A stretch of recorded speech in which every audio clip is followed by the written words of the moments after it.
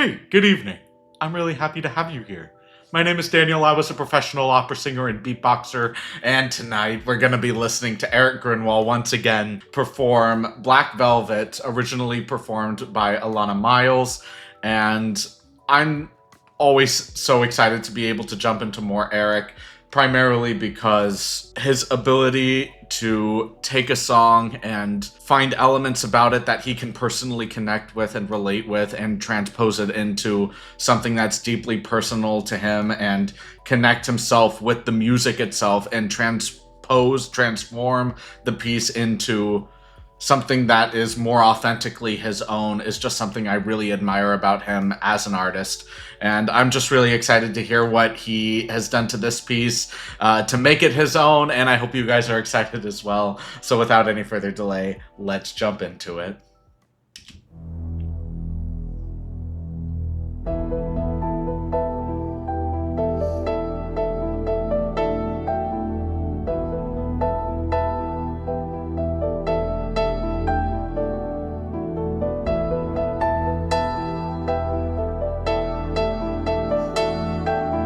Love these stresses.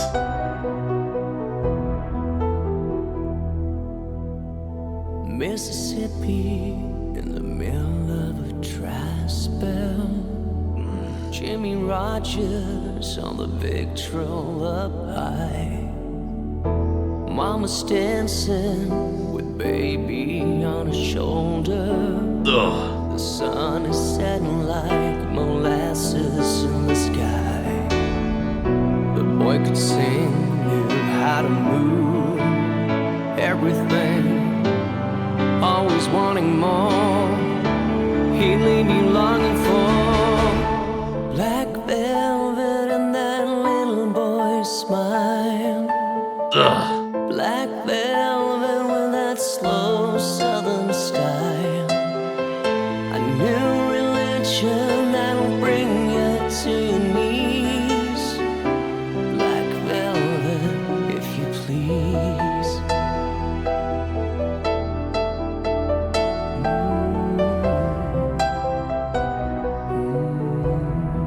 Those hums are so powerful. Up in Memphis, the music's like a heat wave. White lightning, bound to drive you wild. Mama's babies in the heart of every schoolgirl. Love me tenderly, some crying in the eye. The way he moved, it was a sin, so sweet and true. Always wanting more. He leave you longing for black velvet and that little boy's smile. Black velvet with that slow southern style. A new religion that will bring you to your knees. Black velvet, if you please.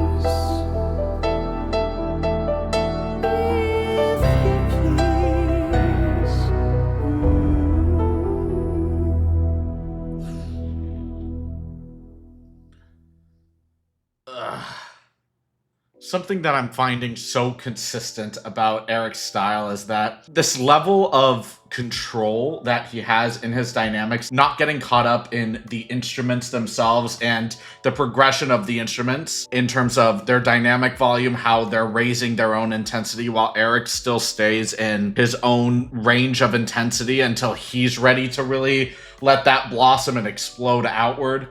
And he's just being able to feel that rush of adrenaline that is progressively accelerating because of the instruments, that underlying tone ramping up, but Erik's still forcing you to stay in his range of intensity, which is considerably less than what the music is trying to push you into. So you build all of this anticipation for that drop, which is so masterfully done. And then when the drop actually happens and you just hear that belt coming in from Erik's voice, it's so much more impactful because now you can actually experience that drop with him, with that built anticipation, all of that pressure constantly colliding against the wall that Erik has forced you against. And when he finally releases the gates, that overwhelming flood of anticipation just bursts through and you can just really feel his intensity, his power, the strength of his voice just fully present before you, and it's just he's just such a great musician, and I love listening to him. So let's go into the analysis so I can try picking this apart a little bit more, feeling the flow, understanding what he's trying to do a little bit more concisely and musically. So let's just jump into it.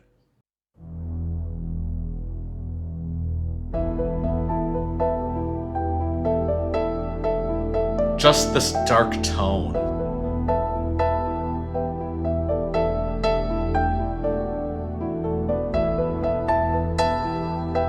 Yeah. Oh.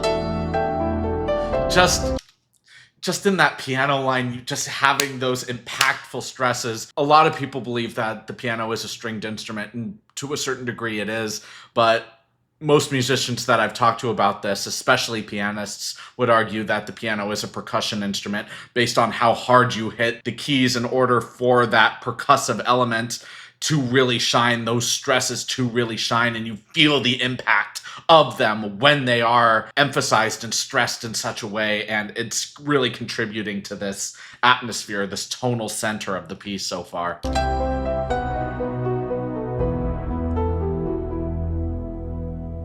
Mississippi in the middle of a dry spell.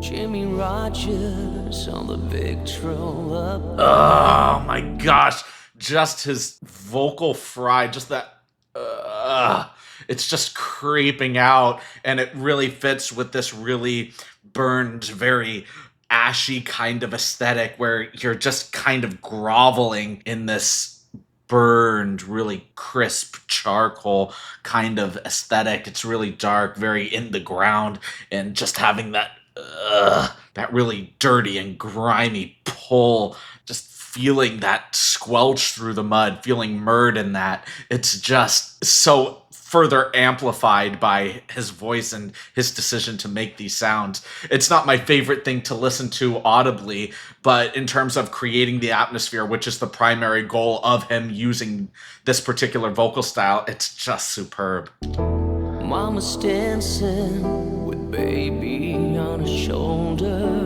The sun is setting like molasses in the sky. Boy could sing, knew how to move everything, always wanting more. He'd leave you longing for black velvet and that little boy's smile.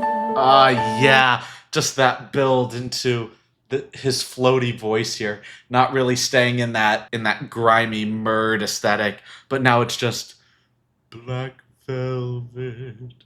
You're just existing up here with him in this floaty atmosphere. Even though we're floating, there's a certain element of it that still feels very grounded.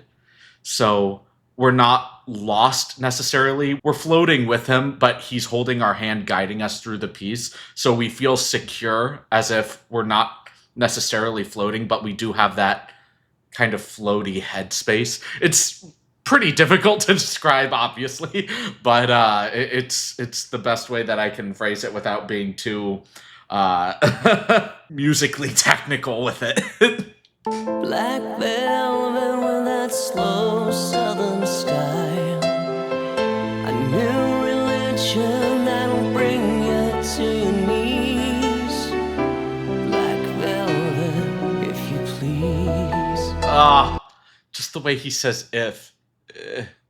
But then from that coarseness comes a fully vocalized sound, but in this piano, in this very soft quality. It's just so masterfully done. Black velvet, if you please.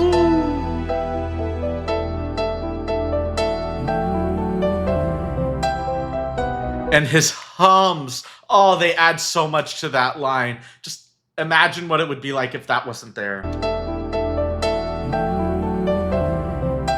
You connect with him there. Up in Memphis, the music's like a heat wave. Yeah. White lightning, bound to drive you wild. Mama's babies in the heart of every schoolgirl. Love me tenderly, some crying in the eye. And this is what I was referring to at the very end of the piece before I started this analysis, which is the fact that you feel the intensity of the music, of the underlying instruments really creating that pressure, that atmosphere.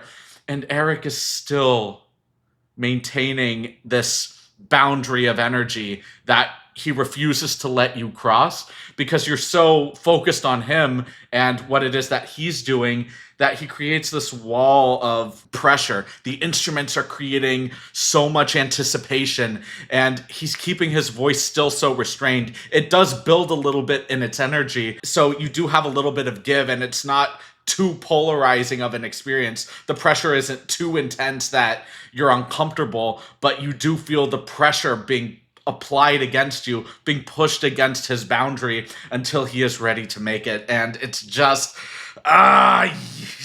so good, man. Love me tenderly, some crying in the eye. The way he moved, it was a sin, so sweet and true. Always wanting more. He leave you on your phone. Black velvet, that little boy smile. Black velvet with that slow southern style. A new religion that will bring you to your knees. Black velvet, if you please. That entire chorus is so good, man. You just get that strong build after the anticipation build up, and he's just so consistent with it. Even though there's not really a ton of dynamic contrast within that initial chorus line itself, you don't need it. The floodgates have finally released, and now you could just experience this complete openness with him in this moment. And then at the very end of the chorus, he takes it back a little, creates that boundary again, even though the music is still there. So you do get that anticipation build again, knowing that we can't just exist in this intense space for the rest of the song, otherwise it could get monotonous and dull. So you do need to create that boundary again, build that anticipation again, yearning for that kind of explosion, that kind of flood release again. It's just, it's Black velvet, if you please. Every word and every song that he said was for you.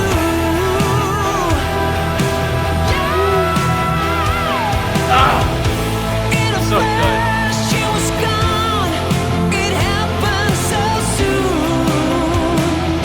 And he's so good with this. Just this large open sound, that nice belt up there, and then at the end of the phrase, at the end of the cadence, he just takes it back, creates that barrier, and then just lets it flow again. It's not as big of an anticipation as using an entire verse to build it, but now we're just kind of washing back and forth. Nothing feels monotonous or dull. We're in this constant state of flow with how he's phrasing these musical cadences. It's so, so good. What could you do? And that slide. Ah.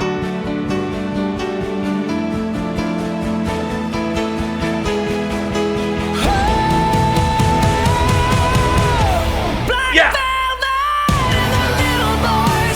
Woo! Listening to that again.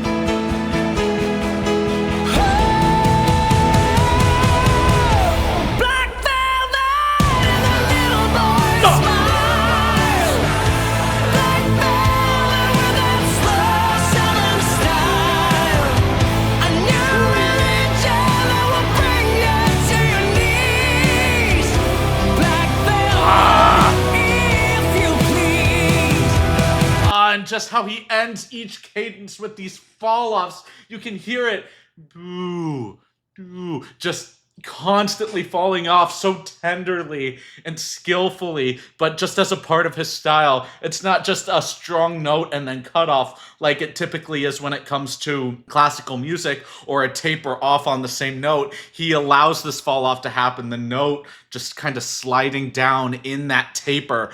Oh my gosh, I just love how he incorporates that sound into his style. It's so reflective.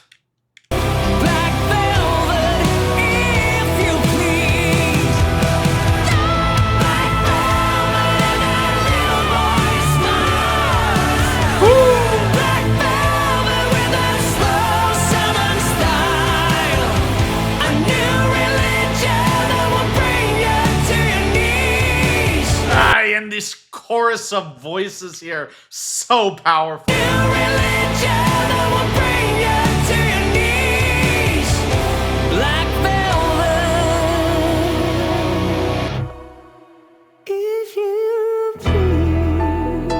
Nice head voice there.